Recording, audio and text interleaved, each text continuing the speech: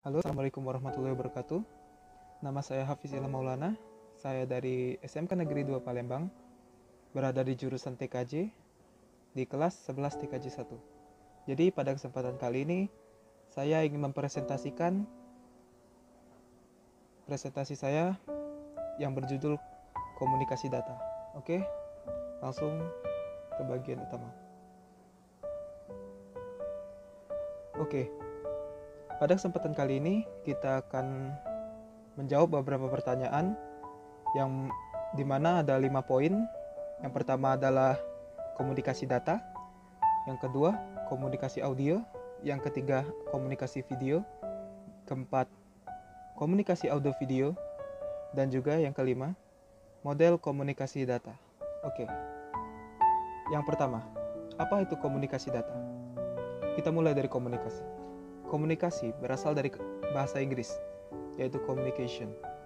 Secara etimologi, berasal dari bahasa Latin, yaitu communis, yang memiliki arti berbagi atau menjadi milik bersama. Komunikasi berarti suatu proses pembangunan, saling pengertian, dan menciptakan menggunakan informasi agar terhubung satu sama lain. Dan data berasal dari kata datum, yang berarti materi atau kumpulan fakta yang dipakai untuk keperluan suatu analisis. Komunikasi adalah pertukaran data antara dua perangkat melalui media transmisi tertentu, contohnya kabel. Untuk data yang menggunakan komputer, pengiriman data menggunakan sistem transmisi elektronik biasanya disebut dengan istilah komunikasi data. Data adalah informasi yang disajikan oleh isyarat angka biner, yaitu 0 dan 1. Jadi dapat disimpulkan, komunikasi data adalah proses pengiriman dan penerimaan data atau informasi dari dua atau lebih alat yang terhubung dalam sebuah jaringan, baik lokal yang luas seperti internet. Pada dasarnya, komunikasi data merupakan proses pengiriman informasi di antara dua titik menggunakan kode biner melewati saluran transmisi dan peralatan switching, bisa antar komputer dengan terminal, atau komputer dengan peralatan dan peralatan dengan peralatan. Oke, jenis-jenis komunikasi data. Komunikasi data terbagi menjadi dua jenis, yaitu komunikasi data melalui infrastruktur terestrial dan juga jenis komunikasi data melalui satelit. Yang pertama, jenis komunikasi data melalui infrastruktur terestrial. Komunikasi data ini dapat digunakan media kabel dan nirkabel sebagai aksesnya, sehingga membutuhkan biaya yang tinggi untuk membangun infrastrukturnya. Yang kedua, jenis komunikasi melalui satelit. Komunikasi ini dapat dilakukan menggunakan satelit sebagai aksesnya. Biasanya, wilayah yang dicakup akses satelit lebih luas dan mampu menjangkau lokasi yang tidak memungkinkan dibangunkan infrastruktur. Komunikasi data juga memiliki beberapa komponen. Komponen-komponen tersebut adalah sebagai berikut. Yang pertama, pengirim. Kedua, penerima. Yang ketiga, pesan atau data. Yang keempat, media pengiriman. Yang kelima, protokol. Yang keenam, sistem komunikasi data melalui titik ke titik. Yang ketujuh, titik ke beberapa penerima. Yang kedelapan, menyebar.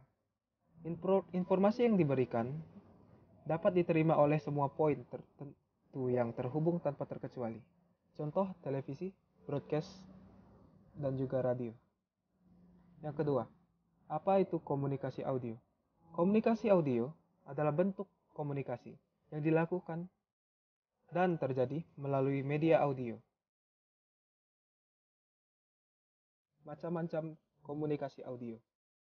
Komunikasi audio tentunya terdapat berbagai hal di dalamnya. Dan komunikasi audio terdapat berbagai macam audio yang dapat kita ketahui. Contohnya, audio streaming, jenis audio yang langsung diputar di internet. Jadi kita tidak perlu mendownload terlebih dahulu untuk menyetel lagunya. Lalu yang kedua, audiovisual. Audiovisual adalah perangkat sound system yang dilengkapi dengan penampilan gambar. Biasanya digunakan untuk presentasi, home theater, dan lain sebagainya. Yang ketiga, audio response. Suara yang dihasilkan oleh sistem, baik itu komputer maupun perangkat lainnya. Hal ini terjadi karena output suara yang dihasilkan itu berasal dari input tertentu. Misalnya ketika menekan tombol panggilan di HP, pasti akan terdengar suara tut dan lainnya. Yang keempat, audio oscillator. Dan yang kelima, audio modem riser. Oke, kita lanjut. Ada beberapa jenis format audio. Antaranya MP3, AIFC, AIFF, OGG, WAV, AAC, WMA, dan Real Audio. Kita lanjut. Contoh komunikasi audio. Contoh yang dapat diberikan adalah telepon dan radio. Telepon adalah sebuah alat yang dimana harus terdapat dua perangkat agar komunikasi dapat berjalan. Sedangkan radio, jika telepon membutuhkan dua perangkat, maka radio cukup membutuhkan satu perangkat.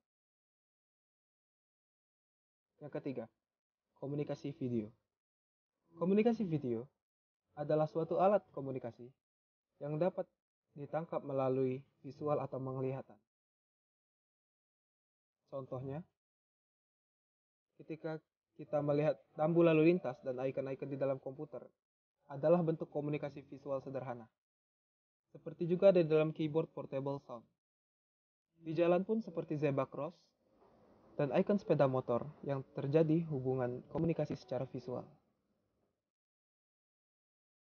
Yang keempat, komunikasi audio-video.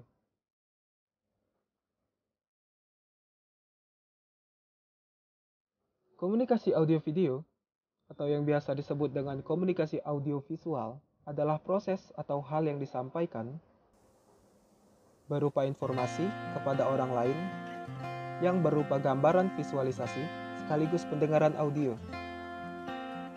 Jadi kita dapat menerima visual sekaligus suara. Contoh komunikasi audio-video adalah sebagai berikut. 1. Film. Film adalah sekumpulan gambar yang diedit atau bisa disebut frame, lalu semua frame tersebut digabung sehingga membuat gambar bergerak atau lebih hidup dan nyata. Yang kedua, video. Hal ini sama dengan film, yaitu menggabungkan gambar yang berbeda agar bisa bergerak. Namun membedakannya adalah kualitas juga durasi. Yang ketiga, televisi. Televisi adalah alat penerima sinyal gambar sekaligus suara. Dengan mengubah sinyal radio menjadi gambar berupa video atau suara, yang mengirimnya adalah stasiun televisi atau bisa disebut dengan channel. Oke, yang kelima, model komunikasi data. Ada 3 macam model komunikasi data yang dapat dilihat berdasarkan tipe channel transmisi. Yang pertama, simplex atau one-way transmission. Yang kedua, half duplex atau either way transmission.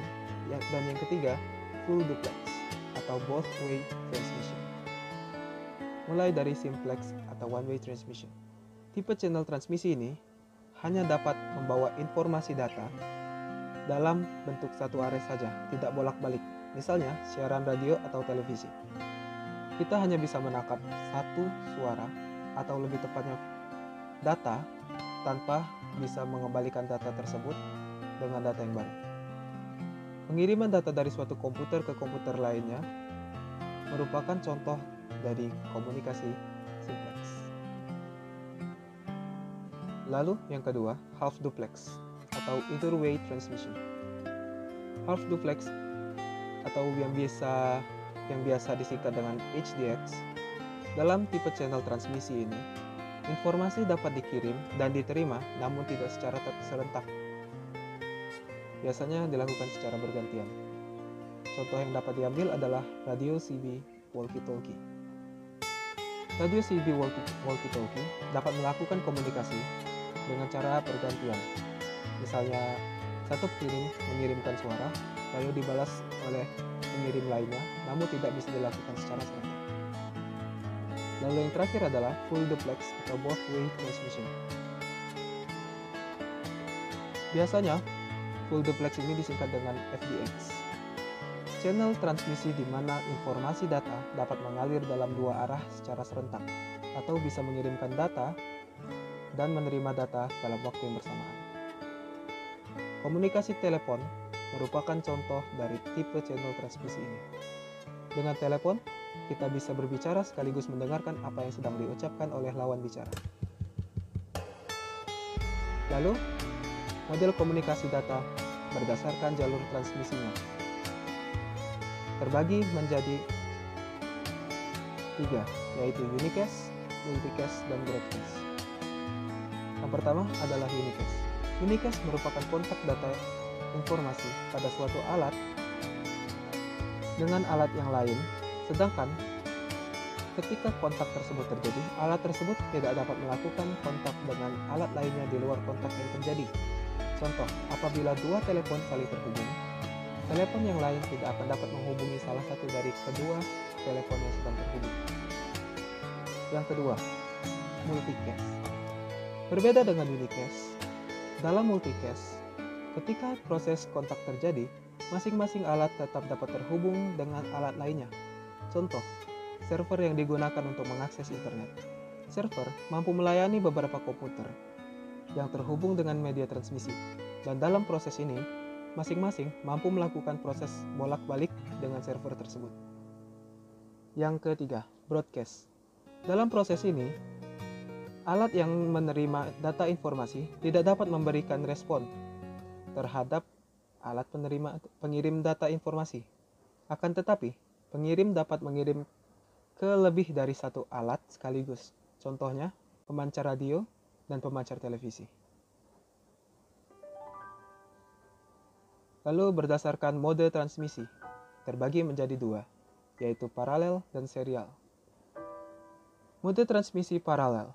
Pada transmisi ini, semua bit dari karakter yang diwakili oleh suatu kode ditransmisikan secara serentak. Bila digunakan kode ASCII, maka dibutuhkan sebanyak 8 channel untuk mentransmisikan sekaligus 8 buah bit ke satu secara serentak menurut kode ASCII. Perhatikan bahwa yang ditransmisikan secara paralel adalah bit-bit dalam satu karakter, sedangkan masing-masing karakternya ditransmisikan secara seri atau berurutan. Yang kedua, mode transmisi serial. Mode transmisi serial merupakan mode transmisi yang dipergunakan. Pada mode ini, masing-masing bit dari suatu karakter dikirimkan secara berurutan, yaitu bit per bit. Satu diikuti oleh bit berikutnya. Penerima kemudian merakit kembali arus bit-bit yang datang ke dalam bentuk karakter. Protokol komunikasi data. Protokol adalah suatu aturan standar yang mengatur atau mengizinkan terjadinya hubungan, komunikasi dan perpindahan data informasi antara dua atau lebih komputer.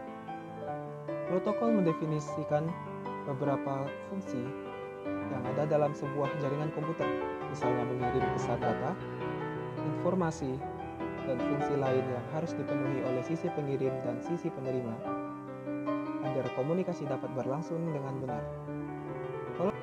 Walaupun sistem yang ada dalam jaringan tersebut berbeda sama sekali, protokol ini mengurusi berbagai hal, mulai dari perbedaan format data pada kedua sistem hingga pada masalah koneksi listrik.